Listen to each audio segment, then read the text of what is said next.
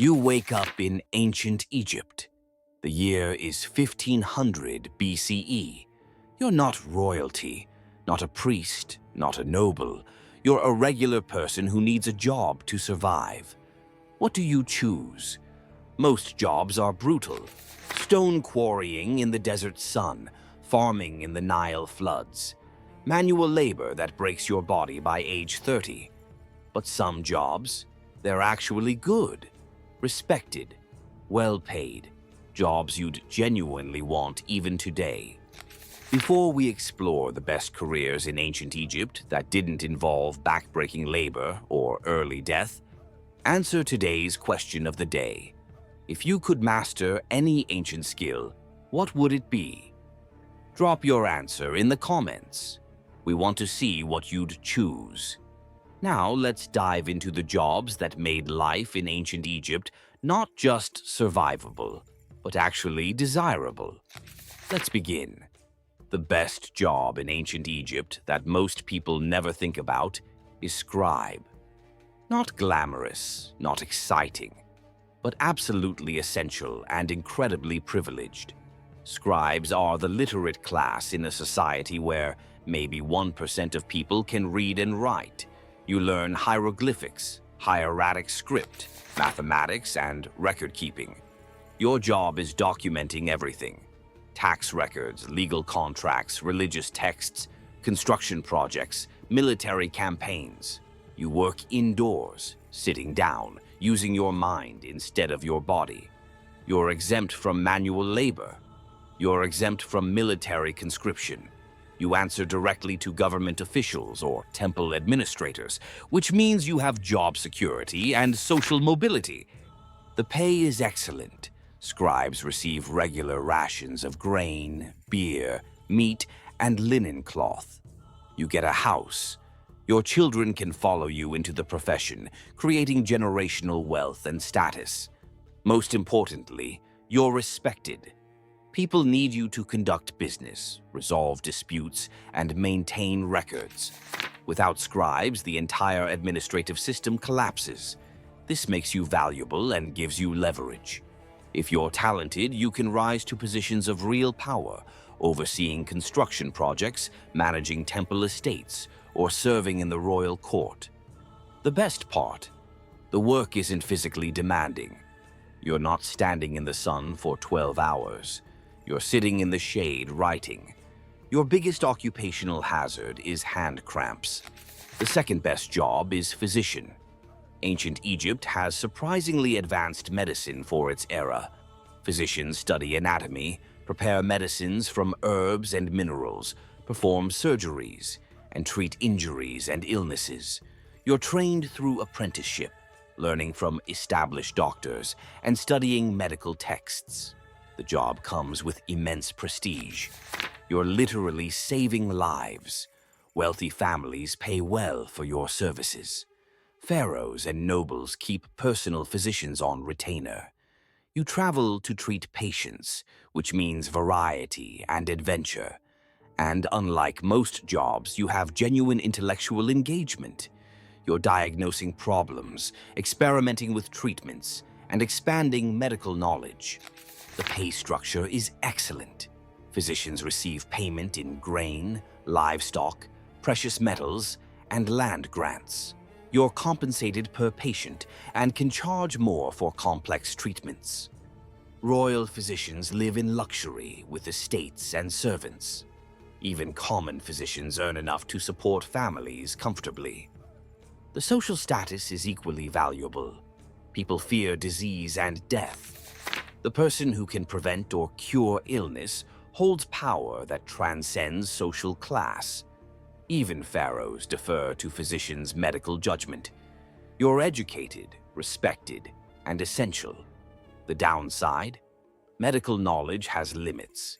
Some patients die despite your best efforts. Failure can damage your reputation. But successful physicians enjoy careers spanning decades with increasing prestige and wealth. Third is architect or engineer. Ancient Egypt is constantly building temples, pyramids, palaces, irrigation systems, monuments. Architects design these structures. Engineers figure out how to actually construct them.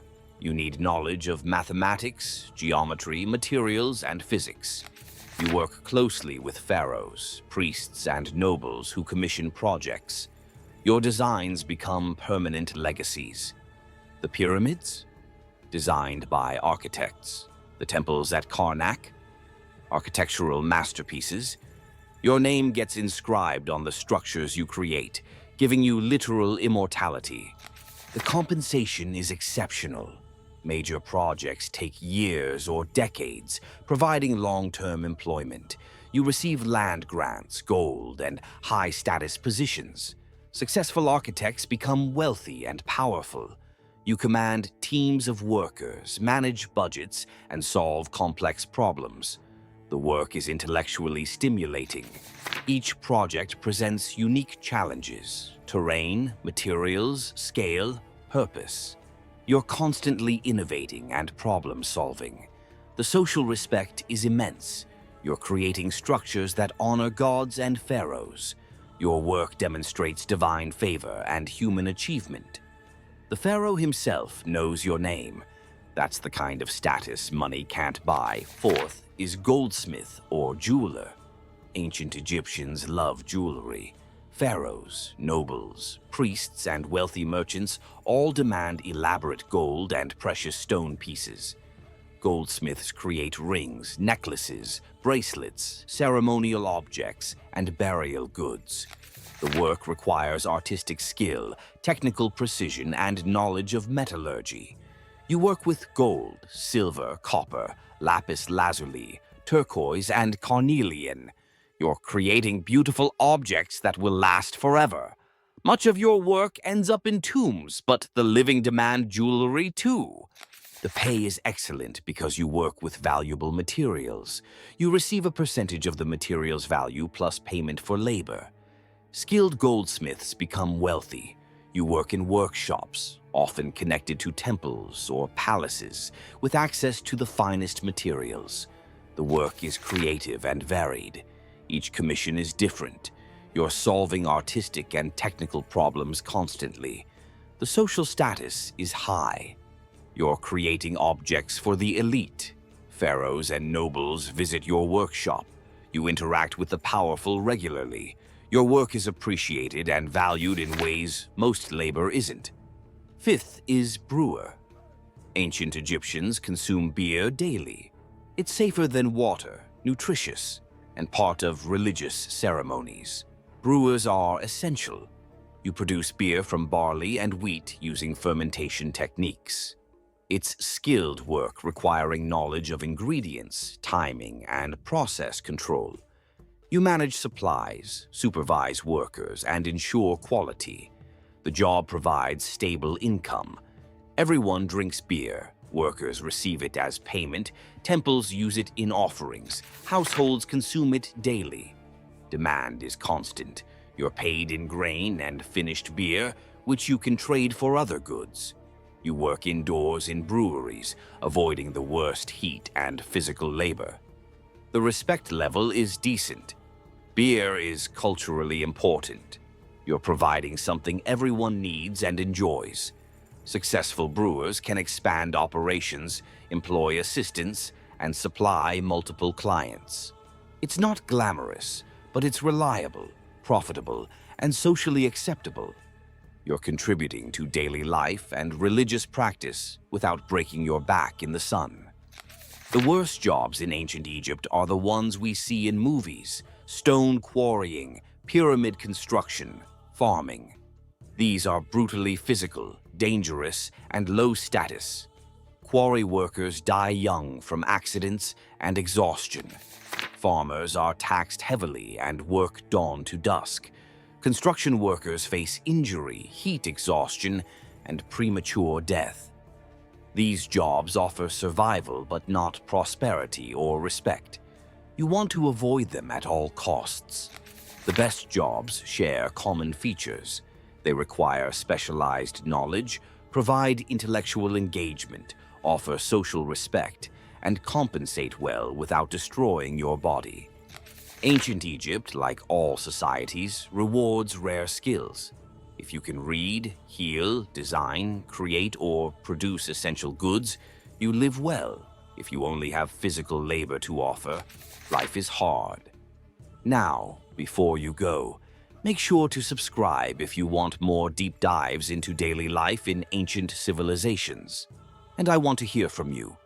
Which of these ancient Egyptian jobs would you actually choose if you were transported back in time? Do you think modern society values the same types of skills, literacy, specialized knowledge, creativity that ancient Egypt did? And would you rather have a prestigious job in ancient Egypt or an average job in the modern world? Drop your thoughts in the comments below. And if this made you appreciate that some historical jobs were genuinely desirable, share it with someone who thinks all ancient work was miserable, because it wasn't. Some people in ancient Egypt lived better than most people do today. They just had to choose the right career.